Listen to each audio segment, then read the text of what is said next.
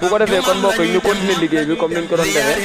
ñëw nañ ci jëwriñ ñi nga xamante ni ñoom lañ def ci tali bi nga xamante ni ñoom ñoo jëlee ko jox lañuy dem ziyaare leeram di noyyi peexam jëwriñ ñi nga xamante ni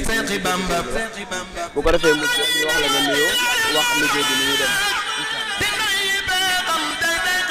a'uuzu billah inna waliyallah jërëjëf Serigne Touba jërëjëf Serigne Touba jaaram maam Seex ñu ngi nuyu ñëpp di ziar ñëpp di jiital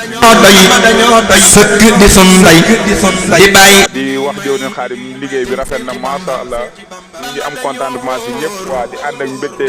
di am contentement di wax di daal Serigne Touba moom ay mbiram nii rek la waaw ñun moom amul lu ñu sëñ bi waaw ñun moom chaque jour ci sëñ bi liggéeyal sëñ bi kese waaw loolu rek lu dul ak taalibe tamit sëfuñu waaw lu dul ak taalibe sëfuñu ñun sëñ Touba rek liggéey sëñ Touba rek kese ci la nekk. waaw bu ko defee jëwriñ Modou Diop comme yéen a nekk ci tali bi di xent café di ko jox ñi nga xamante ni ñoo fi jàll ñoom tamit ñu yor seen xéewal di leen ko jox après bu ngeen paree xéewal yooyu nan ngeen koy def da ngeen koy jël dugal ko ci seen poche wala da ngeen koy jël nit ki defar ko ci yoon bi.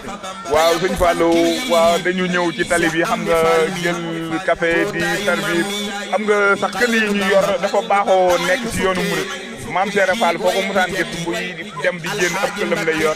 moo tax ñu ni ndem loolu noonu dafa yàgg ci yoon wi nañ yor suñu këll pour servir café bu sa xol seedee si ñun taxaw suñ liggéey nga joxe addiya ndax addiya moom ku nga xam ne ni mënul ñàkk ci yoonu murid waaw mais loolu kese la mais chaque jour dañuy financé café loo xamante ni prix de ay 50 000 ci café booy yor suñu këll di servir taalibe yi di ñu romb di ñu jox ay addiya ñuy boole di defar café. kon jëwriñ Modou Diop daal bu ma la déggee li nga xamante ni moom ngeen di defar fii ci tali bi xaaru leen ci poche kenn yéen a koy jël muy seen alal ngeen def ko ci kon yàlla na yàlla màggal gën koo amiin amiin waay ngeen ko man bu ko defee ñu dem ci jëwriñ bi nga xamante ni mooy sëñ Dame Diagne moom tamit ñu laaj ko moom tamit mbir mi nan lay doon.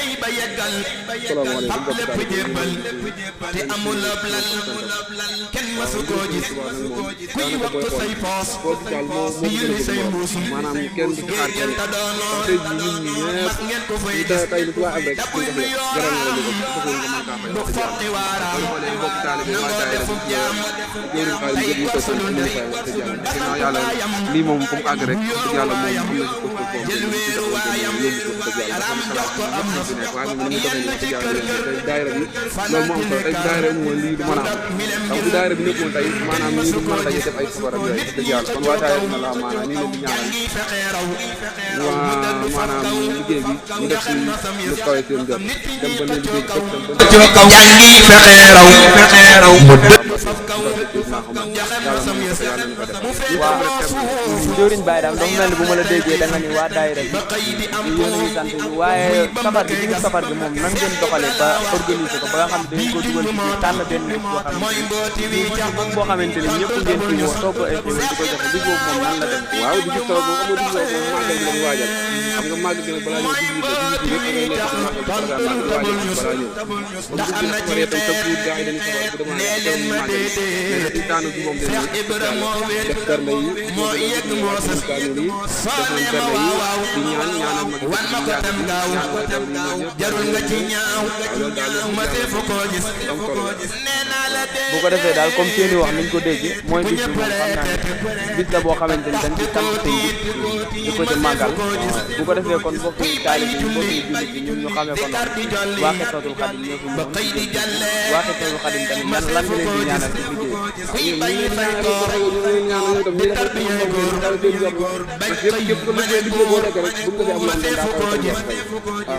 leen di ñaanal ci bu ko defee kon daal mbokki jullit ñu xam defu ko gis day dëgg meenam def tànki